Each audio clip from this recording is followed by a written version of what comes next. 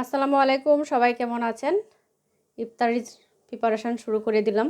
এখন দিয়ে দেবো একটু বাটার। কড়াইটা কিন্তু আগেই গরম করে নিয়েছি। বাটারটা ভালো করে গলিয়ে নিয়েছি। এখন দিয়ে দিব রসুন কুচি। রসুনটা হালকা একটু ভেজে দিব চিকেন। এটা কিন্তু আমি 1-1.5 ঘন্টা আগে ম্যারিনেট করে রেখে দিয়েছিলাম। পাতলা পাতলা করে কেটে নিয়েছি। এখন এটা একটু ভেজে দেখেন, মাংসটা কিন্তু সিদ্ধ হয়ে গিয়েছে। আর মুরগির মাংস সিদ্ধ হতে কিন্তু সময় লাগে না, খুব তাড়াতাড়ি সিদ্ধ হয়ে যায়। এখন দিয়ে দিব বরবটি, কারণ তাহলে বরবটিটাও সিদ্ধ হয়ে যাবে।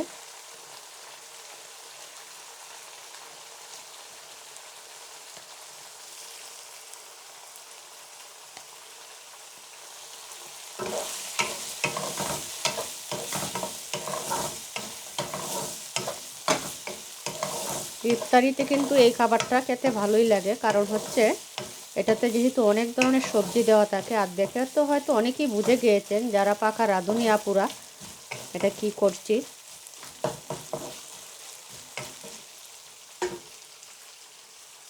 এখন আমি গাজরটাও দিয়ে দিব।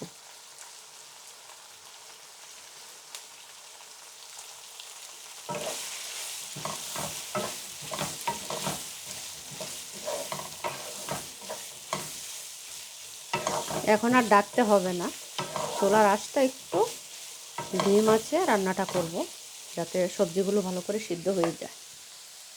এখন দিয়ে দিব ক্যাপসিকাম। আর এটার থেকেও কিন্তু অনেকটা পানি বের হবে। আর দিব পেঁয়াজ কলি।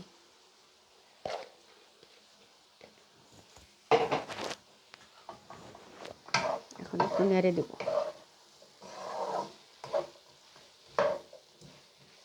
এই কালারফুল সবজিগুলো দিয়ে রেসিপি করলে দেখতেও যেমন ভালো লাগে, খেতেও কিন্তু খুবই হেলদি। সব ধরনের সবজি এটাতে দেওয়া, মুরগির মাংস। এখন একটু ভেজে নেব। ভালোভাবে সবজিগুলো ভেজে নিয়েছি। এখন দিয়ে দিব রাইস। রান্না প্রায় শেষ। কয়েকটা কাঁচামরিচ দিয়ে দিলাম, একটু ঝাল ঝাল লাগবে। আর দিব একটু সয়া সস। সয়া সস আগেও দিয়েছি মাংসের মধ্যে, এখন আর একটু ভাতটার মধ্যে দিলে সুন্দর একটা ফ্লেভার আসবে। এখন আর একটু ভালো করে মিক্স করে নেব। দেখুন তো কত সুন্দর হেলদি একটা খাবার। এই খাবারগুলো কিন্তু বিরিয়ানি পোলাওয়ের চেয়ে অনেক ভালো। আর যে কেউ খেতেও পারে, আপনার বাচ্চারাও পছন্দ করে, একটু বয়স্ক মানুষও কিন্তু এই খাবারগুলো ভালোই তারা খেতে চায়। ঝটপট রান্না আজকের ইফতারি, আলহামদুলিল্লাহ। কেমন হয়েছে রান্নাটা সবাই একটু কমেন্ট করে জানাবেন।